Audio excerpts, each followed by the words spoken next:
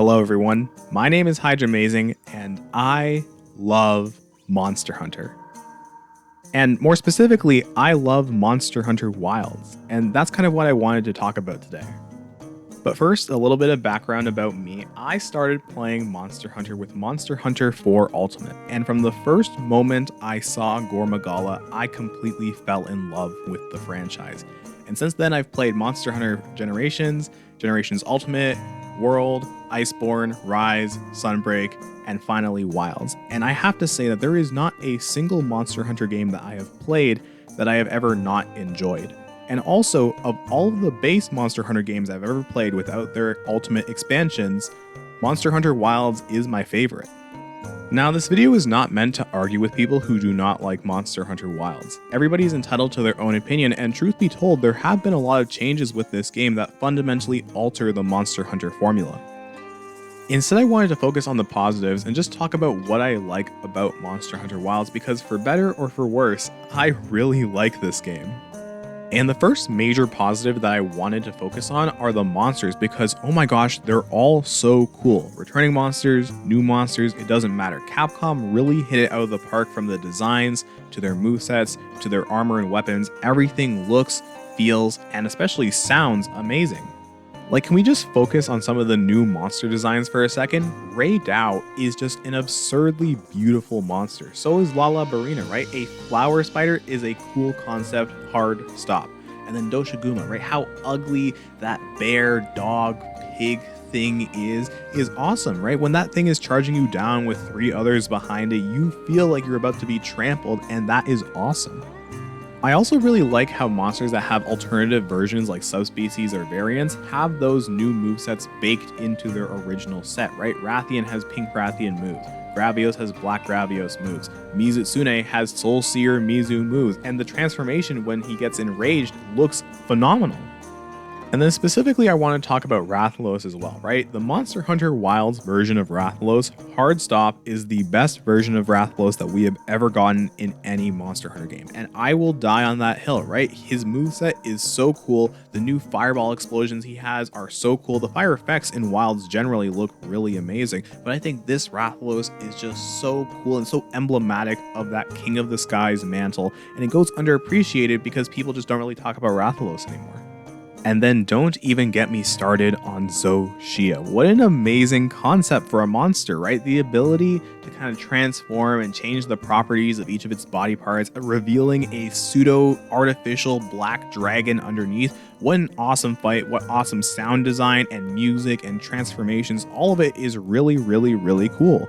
And my only problem initially with the monsters of Wilds is probably a problem that a lot of other people had, which is that they were too easy, right? I found a lot of them too easy. Wounds were definitely too powerful. They always toppled monsters. You could chain stagger them.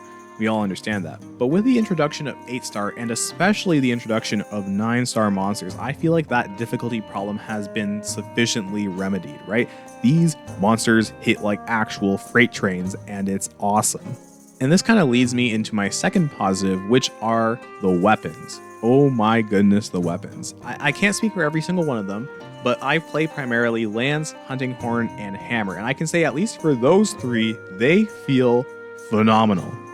Offset attacks, power clashing, perfect guards, all of them synergize so well with the inherent moveset of these weapons and just the feeling that comes along with them, right? When you land a good power clash or a good offset attack and you see the monster just completely flip over and fall backwards, it is like a literal shot of addictive drugs straight to the brain.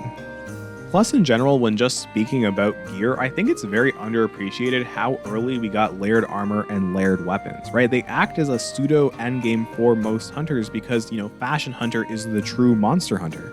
There's now this incentive for me to craft every single lance, hammer, and hunting horn, and also every single piece of armor, not just because they're good stats-wise or because I want to use them at some point, but because they look cool, and they do look cool, right? These weapon designs, these armor designs, they're all very good, very fantastic, something that I was sorely missing in Monster Hunter World that I'm very glad they did not stick with. I'm also very glad that in this game, all you have to do to actually unlock layered armor and layered weapons are craft the final version of the weapon and craft the armor, right? None of these hoops you have to jump through, nothing weird, just craft the stuff and you get the stuff as a cosmetic as well. And my third positive is probably one of the more contentious ones, but it's the fact that I really, really love the gameplay loop of Monster Hunter Wilds, right? The ability to go out into the world, just stay there and hunt monsters and not have to go back to base every time with 0 loading screens and have that world constantly change over time is a feeling that I didn't even know I needed, but now that I have it, I don't want to let it go. And I mean, can we just talk about some of these locales for a second? They are actually amazing. Have you just ever followed a monster around and not hunted it and just watched what it had to do? There are so many animations and unique interactions that every single monster has with their respective environments. It is so absurdly detailed and in depth that I don't even know what to say about it. It's awesome. I think Monster Hunter Wilds was fundamentally designed with this style of gameplay in mind, right? The ability to hunt wherever, whenever, with the fewest loading screens possible is really what the Monster Hunter dev team was going for here. And sure, some of the Monster Hunter audience may not like that style of gameplay and they may want Capcom to move away from it, but at least for me, it's heaven on earth. This is everything I could have asked for and more. A majority of my playtime has been spent hunting no particular monster, right? I just choose a locale and I stay there for a couple hours and just hunt everything that appears. And that kind of gameplay loop is something you can only really do in Monster Hunter Wild. So I'm really glad that they added this style of gameplay because, you know, Monster Hunter World is always there. Monster Hunter Rise is always there. Monster Hunter Generations is also always there. If you want to play another style, there's these other games, but they really tried something new with Wilds, and hit or miss, I think it's personally quite a big hit. But if you look at the difference in opinion between people who like the style of Monster Hunter Wilds and other people who don't, there's actually a pretty easy fix that can appeal to both people, right? If Capcom added the ability to just hunt whatever monster you want right now with optional quests, it would solve a lot of the problems, right? If you added the ability to hunt a 9-star 5 difficulty monster without having to just wait for one to spawn and saving it as an investigation, you could appeal to the people who just want to hunt for quest's sake, and you could also appeal to the people who want to stay in the world by keeping that stuff the way that it is. Hopefully Capcom adds this feature, but as it is right now, I am very glad with the way that the game plays, and hopefully other people can find a way to love it too. And this actually segues really well into the next section of the video where I just talk about things that I really want to see added to Monster Hunter Wilds. Not so much in a complaining sense, but in a sense that things can be improved always, and there's some stuff that I would like to see either come back from previous games or be added to help flesh out this game's systems. The number one thing I would like to see added to Monster Hunter Wilds is a new weapon type. And don't get me wrong, I understand how difficult this would be to actually pull off. You would have to complete designs for every single version of that weapon for every single monster. You'd have to do a whole bunch of different moveset testing to make sure that it doesn't overlap with some other weapons in the game. But honestly, if there's any team that could pull it off, I think the Monster Hunter team could do it. And I know that there's a lot of new world hunters who haven't really experienced that feeling of getting a brand new weapon type in their new game. So maybe in the G rank expansion, there would be some kind of thing they could do, like a chakram or a scythe or some gauntlets or whatever, because I speak for probably a lot of people when I say a new weapon type would be amazing. Now, if a new weapon type is too unrealistic, another thing I would like to see come back would be the switch skills from Monster Hunter Rise and Monster Hunter Rise Sunbreak.